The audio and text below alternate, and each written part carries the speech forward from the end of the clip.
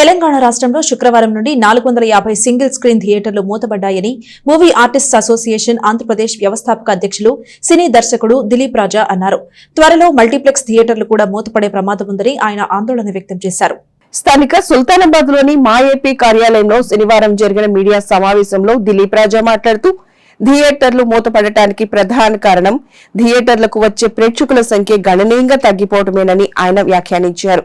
ఒకవైపున ఓటీటీ, మరోవైపు నిర్మాణ వ్యయం భారీగా పెరిగాయని దిలీప్ రాజా వివరించారు. థియేటర్లలో టికెట్లు రేట్లు పెరగటం వలన కొందరు ప్రేక్షకులు ఓటీటీలకు అతుకుపోతున్నారని ఆయన పేర్కొన్నారు. సినిమా హాళ్లలో సిబ్బందికి జీతాలు, కరెంటు ఖర్చులు కూడా మిగలటం లేదని ఆయన వాపోయారు. 10 కోట్ల రూపాయల నిర్మాణ వ్యయం అయితే హీరోకి 100 కోట్లిచ్చి సినిమా తీశామనే దుస్థితి నుంచి సినిమా బయటపడకపోతే అంతిమంగా సినిమా చనిపోవటమే జరుగుతుందన్నారు. ఆంధ్రప్రదేశ్, తెలంగాణ ప్రభుత్వాలు సినిమా పెద్దలతో సంప్రదింపులు జరిపి తద్వారా టికెట్ ధరలు తగ్గించాల్సిందిగా ఆయన సూచించారు. తెలుగు సినిమాను బ్రతికించే దిశగా తగిన చర్యలను 2 ప్రభుత్వాలు తీసుకోవాల్సిందిగా ఆయన ప్రభుత్వాలకు మనవి చేశారు. హీరోలు కూడా పెద్ద మనసుతో భారీ పారితోషికాలను కొంతమేరకైనా తగ్గించుకోవాలని కోరారు. సమావేశంలో నిర్మాత చదలవాడ హరిబాబు, సహాయ దర్శకుడు వెంకీ రావణ్, ఇంటూర్ విజయభాస్కర్, నటులు మిలిటరీ ప్రసాద్, ఎర్రబాబు తదితరులు పాల్గొన్నారు. బేరీజు వేసుకుంటే మన తెనాలి పరిస్థితే చూద్దాం. ముందు ఎన్ని థియేటర్స్ క్లోజ్ అయినాయి. ఆ చివరి నుంచి చూసుకుంటే రాజ్యం థియేటర్ క్లోజ్ అయింది, స్వరాజ్య థియేటర్ క్లోజ్ అయింది, వేద క్లోజ్ అయింది, వెంకటేశ్వర క్లోజ్ అయింది, రత్న టాకీస్ క్లోజ్ అయింది, తర్వాత ఆశా క్లోజ్ అయింది. ఎన్ని థియేటర్లు క్లోజ్ అయినాయి.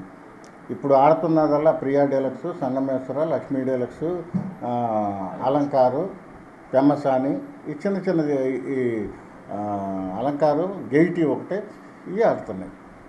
దాదాపు సగానికి పైన థియేటర్లు తెనాల్లోనే మూతపడ్డాయి. కారణం ఏంటి? కడుపు నిండిన వాడైతే వెళ్ళడం, వాళ్ళకి వ్యాపారంగా సక్రమంగా ఉన్న పరిస్థితుల్లో కనీస ఖర్చులు ఒక షో వేయటానికి ఒక రోజుకి ఇక్కడ తెనాలి ఇలాంటి సిటీల్లో 10 నుంచి 12,000 మెయింటెనెన్స్ ఖర్చు అవుతుంది. అదే హైదరాబాద్లో అయితే 18 నుంచి 20,000 ఖర్చు అవుతుంది. ఈ 10 నుంచి 12,000 కూడా ఖర్చు రాక థియేటర్లు మూతపడిపోతున్నాయి. అది ఎలాంటి మనిషికైనా కానీ వినోదం చాలా అవసరం. డాక్టర్ అయినా, యాక్టర్ అయినా, రాజకీయ నాయకుడైనా, సాధారణ మనిషి అయినా, రిక్షా కార్మికుడైనా, ఎవరైనా ఏ వ్యాపారం చేసుకునే వాళ్ళకైనా వినోదం జీవితంలో ఒక భాగం. ఒక మూవీ ఆర్టిస్ట్ అసోసియేషన్ వ్యవస్థాపకుడుగా నేను చెప్పేది ఏంటంటే, సినిమా బతకాలి, సినిమాని ప్రేక్షకులు బ్రతికించాలి, సినిమాని ప్రభుత్వాలు బ్రతికించాలి.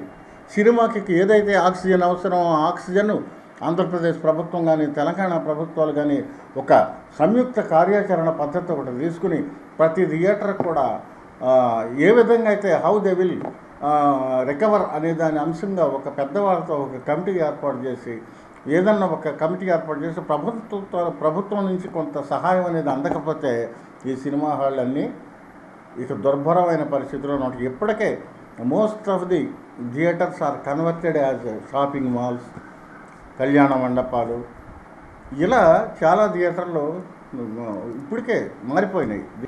ఎలాంటి కార్యాచరణ పద్ధతి పెడితే సినిమా బతుకుతుంది, ఎలాంటి కార్యాచరణ పద్ధతి పెడితే సినిమా హాళ్ళు మళ్ళీ మామూలుగా జనంతో కిటకిటలాడతాయి. ఈ దిశగా 2 ప్రభుత్వాలు ఆలోచించాలని నేను మా ఏపీ తరఫున చేతులు జోడించి మరీ మనవి చేస్తున్నా. ఇది వినోదం. శ్రీకృష్ణదేవరాయలు గారి కాలం నుంచి కూడా వినోదానికి పెద్ద పీట వేసిన సంస్కృతి మంది, సంస్కారం మంది. కాబట్టి వినోదం గొంతు నులిమేయొద్దు, వినోదం నోరుని కుట్టేయొద్దు. కాబట్టి వినోదాన్ని పండించే వాళ్ళకి మీరు సాయం చేయండి, వినోదాన్ని అందించే వాళ్ళకి మీరు చేయూతగా ఉండండి.